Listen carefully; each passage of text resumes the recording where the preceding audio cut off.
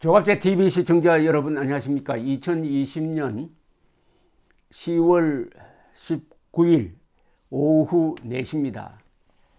이 중국 경제가 회복이 매우 빠릅니다. 어제 발표된 중국의 3분기, 그러니까 6월, 7월, 8월, 9월 3분기 성장률이 4.9%포인트였습니다. 4.9%. 전년에 비해서 4.9%니까 완전히 회복한 겁니다. 그러니까 원래 이 팬데믹, 즉 코로나 사태가 없었으면 중국 경제 성장률은 6%로 예상이 되었는데 4.9니까 거의 그 정상 수준으로 회복이 되었습니다. 이것은 다른 나라에 비교하면은 엄청난 상승세입니다. 예컨대 미국이 2분기 경제 성장률이 아니죠. 역성장률입니다. 마이너스 33%였습니다. 그러니까 마이너스 33% 축소. 이것은 지난 73년 동안 그 같은 조사가 시작된 이후에 최악입니다. 미국은 마이너스 33%, 중국은 플러스 4.9%. 이 격차가 뭘 의미하느냐? 코로나를 잘 관리한 중국, 코로나 사태에 져버린 트럼프의 차이가 되겠습니다. 아주 역설적입니다. 코로나가 중국의 무한, 또는 우한이라고 그러죠. 무한, 저는 한자로 지명을 부르기를 좋아합니다. 무한에서 일어나가지고 세계로 번져갔는데 정작 중국은 철저한 초기 방역을 통해서 그것을 거의 극복을 해가지고 중국은 경제나 사회 활동이 정상적으로 돌아가고 말았습니다. 그런데 이 중국의 경제 성장은 여러 가지 의미가 있습니다. 이게 전 세계적으로 보면은 중국이 라이벌로 여기고 있는 나라가 두 나라죠. 하나는 경제 규모에서는 미국입니다. 이제 경제 규모를 계산하는 방법이 명목상 GDP와 이 PPP 기준, Purchasing Power Parity라고 그래가지고 구매력 기준, 물가율을 계산한 걸로 치면은 이미 중국 경제의 규모가 미국보다 더 큽니다. 한 5배 정도 큽니다. 그러나 노미널, 명목상 계산으로는 아직도 미국에 한참 밀려 있습니다. 그런데 어쨌든 이렇게 팬데믹 사태를 빨리 극복함으로써 중국이 1등 가는 미국과의 격차를 줄이고 있습니다. 그런데 경제 규모에서 PPP 기준으로서는 세계 세 번째 경제가 인도입니다. 그런데 인도도 이번에 코로나 사태를 제대로 관리하지 못해가지고 지금 역성장 마이너스 한 20% 되고 있습니다. 그러니까 라이벌을 따돌리고 이 챔피언이 되는 미국에는 아주 다가가는 이런 세계 경제의 순위가 크게 한번 바뀌는 이런 사태를 맞고 있습니다. 중국의 경제 회복은 이 중국이 13억 인구를 가지고 있으니까 중국 전체가 하나의 시장입니다. 그러니까 EU 국가, EU 인구보다도 훨씬 많죠. 한 3배 정도 많죠. 미국보다도 인구가 한 4배쯤 많습니다. 그러니까 중국 전체가 거대한 시장입니다. 이런 경제를 가지면은 이 수출 의존도가 상대적으로 약하죠. 그런데 세계에서 수출을 제일 많이 하는 나라가 중국 아니겠습니까? 한때는 독일이 제일 수출을 많이 했는데 한 10년 전부터 이게 순위가 바뀌어가지고 중국이 세계에서 수출을 많이 하는데 그래도 중국의 수출에 대한 그 의존도는 우리보다는 훨씬 낮아요. 요사이 중국 수출이 급증하고 있습니다. 다른 나라들이 이 경쟁력이 약하니까 중국 제품을 서로 선호하는 게 과거보다 더 심해졌답니다. 그러니까 코로나 사태로 오히려 덕을 보고 있는 게 중국 수출입니다. 중국 수출이 이 중국 GDP 성장에 기여하는 게 한 30%나 된다고 합니다. 그리고 수입은 또 줄어들고 있어요. 그러면 어떻게 됩니까? 중국 경제는 수입은 줄어들고 수출은 늘어나면 무역 흑자가 이제 막 늘어나는 거죠. 중국의 힘이 어디서 나오느냐 하면 현금 동원력에서 나옵니다. 중국의 외환 보유고는 달러로 계산해 가지고 한 10년 전에 이미 3조 달러를 넘었는데 그게 아주 늘어나다가 약간 주는 경향이 있었는데 이 어마어마한 외환 보유고 우리나라보다 한 8배 정도 많지요. 두 번째가 일본인데 일본은 한 1조 달러 되는데 일본은 3배나 됩니다. 이 외환 보유고가 더 커지게 생겼습니다. 외환 보유고가 더 커지면은 해외 투자를 많이 하게 되니까 해외의 다른 나라에 대한 경제적 영향력, 그게 정치적 영향력, 외교적 영향력으로 더 커진다. 이렇게 보여줄 수가 있습니다. 그리고 중국 안에서는 요사이 소비 아주 촉진 정책을 쓰고 있습니다. 그리고 지난번 10월 초에 이 연휴 기간에는 이동 인구가 한 6억이 됐습니다. 6억이 됐다는 건 뭐냐? 관광이라든지 여러 경제 활동이 아주 왕성하게 돌아가고 있다. 지금 유럽이 다시 이 재확진을 맞아가지고 날씨가 차워지니까 재확진을 맞아가지고 지금 파리 같은 데서는 9시 통금령까지 내렸거든요. 그런데 중국은 거의 정상화되고 있다. 또 미국과 중국과의 관계입니다. 흔히 트럼프 대통령이 중국에 대해서 관세를 많이 매기고 해가지고 본격적으로 중국의 버르장머리를 고친다 이렇게 해서 환호를 받았습니다.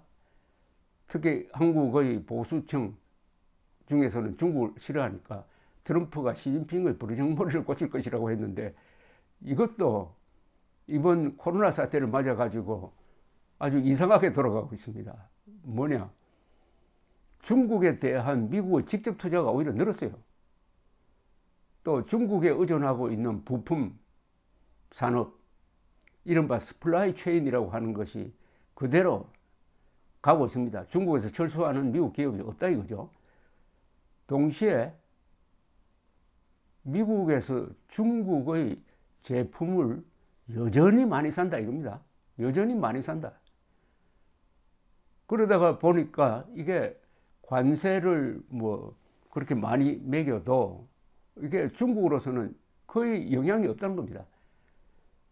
미국이 관세를 많이 매겨도 그것을 커버할 수 있는 충분한 이 노동력을, 값싼 노동력을 중국이 확보하고 있으니까 그 충격을 충분히 감당할 수 있다. 이렇게 돼버린 겁니다. 그러니까 중국의 수출에 전혀 영향을 주지 않고 있다. 그런데 트럼프는 국내에서 이 코로나 사태 관리를 잘못해가지고 그게 경제에 직격탄을 줘버렸다. 2분기에 마이너스 33% 역성장을 했다.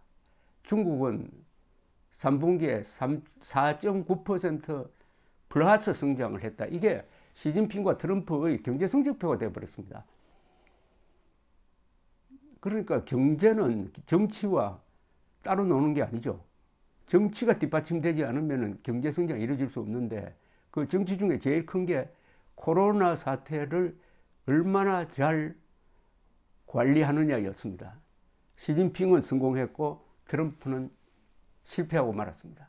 그래서 다가오는 선거에 이제 크게 지는 날을 기다리는 참 갑작스럽게 닥쳐온 이 사병과 같은 이 유행병이 이렇게 국제 질서를 바꿔놓고 있습니다. 자, 한국으로 돌아와서 한국도 코로나 사태를 잘 극복한 나라로 꼽히고 있습니다. 그래서 한국의 경제 물론 마이너스 한 2, 3% 되는 이 비율도 다른 나라에 비하면 상당히 적은 겁니다. 물론 문재인 정부가 빨리 차단할 수 있었으면 빨리 중국으로부터 입국자를 차단했다면 우리는 지금 대만처럼 거의 완벽하게 극복할 수 있었는데 그 타이밍을 놓쳐가지고 그러나 지금 사망자가 한 400명 남짓 하니까 다른 나라에 비해서 극복을 잘하고 있습니다. 이것은 무엇보다도 의사들, 의료체제 덕분이죠. 이런 의료체제를 만든 박정희 대통령, 그리고 질병관리 기능을 강화했던 박근혜, 두 사람의 말하자면 공을 문재인 정권이 공짜로 지금 누리고 있습니다. 그리고 경제도 한국은 박정희 대통령 시절에 만든 중화공업이라는 든든한 이 기반이 있어가지고 그래도 중국 정도는 안 되지만은 경제 충격을 잘 흡수하고 있습니다. 우리나라가 가지고 있는 몇 대 세계적 업종이 있습니다. 전자, 석유화학, 자동차, 그리고 제철, 이런 게 조선, 이런 게 아직도 버티고 있습니다. 이게 언제 만들어졌느냐? 바로 1972년에서 79년 사이에 유신통치 시대라고 불리는, 그때 국력을 조직화하고 능률을 극대화해가지고 정치나 언론 부분에서는 다소의 통제를 가하더라도 선진국으로 갈 수 있는 마지막 버스를 타야 된다 해가지고 서둘렀던 그 중화공업 건설이 지금껏 우리의 먹거리로서 기능하고 있고, 특히 이런 위기를 맞으면 더 든든해집니다. 우리가 그동안 위기를 맞았던 게 2008년 세계적 금융위기였습니다. 그리고 1997년의 외환위기, 우리는 IMF 관리 상태로 들어갔습니다. 그 다음에 그 정도의 큰 위기는 79년에 왔던 제2차 석유위기, 그리고 제1차 1973년의 제1차 석유위기, 이게 세계적 경제위기였는데 한국이 나름대로 잘 적응을 했습니다. 다만 79년 제2차 오일 쇼크는 박정희 대통령이 말년에 조금 큰 충격을 받아서 결국 그게 11.6 사건으로 이어집니다. 그것만 빼고는 세계적 위기 때마다 한국은 잘 극복을 했는데, 특히 이명박 정부 때 2008년의 세계적 금융위기를 잘 극복해가지고 그때부터 대한민국의 이 세계적 랭킹 수준이 올라갑니다. 어느 정도 올라갔느냐 하면은 UNDP의 Human Development Index HDI 삶의 통계에서 한국은 한때 세계에서 살기 좋은 나라 12등까지 올라간 적이 있습니다. 이명박 정부 때. 이명박 정부가 금융위기를 세계에서 가장 잘 극복을 하니까 국제 랭킹이 올라갔습니다. 이번에 이 코로나 사태도 국제적으로 비교하면 한국이 극복을 잘한 나라가 되니까 아마 랭킹이, 경제 랭킹, 삶의 랭킹이 올라갈 것으로 보입니다. 어쨌든 한국은 참 대단한 나라입니다.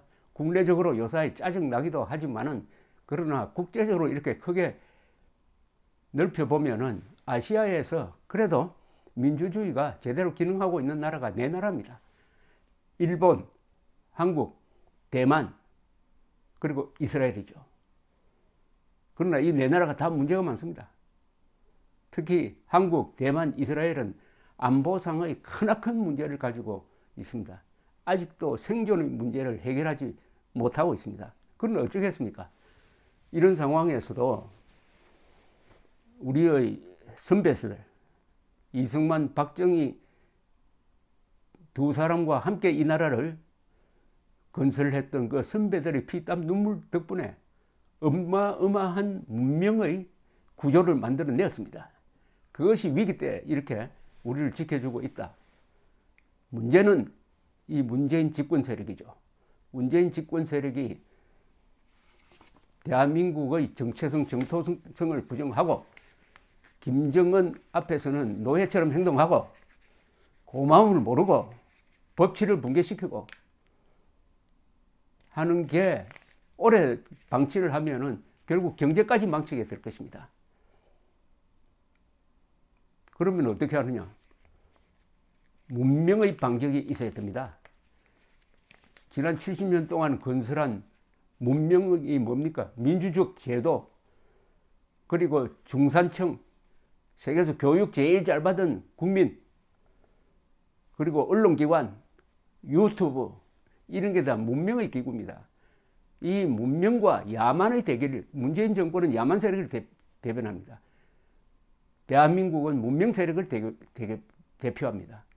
대한민국과 문재인의 대결 구도로 만들어서 우리가 다시 이 체제 문제에 대해서는 더 신경 쓰지 않고 오로지 경제 발전, 문화 발전, 복지 이런 데만 신경 쓸 수 있도록 좀 마음 편한 나라가 되도록 같이 분투해야 하겠습니다. 감사합니다.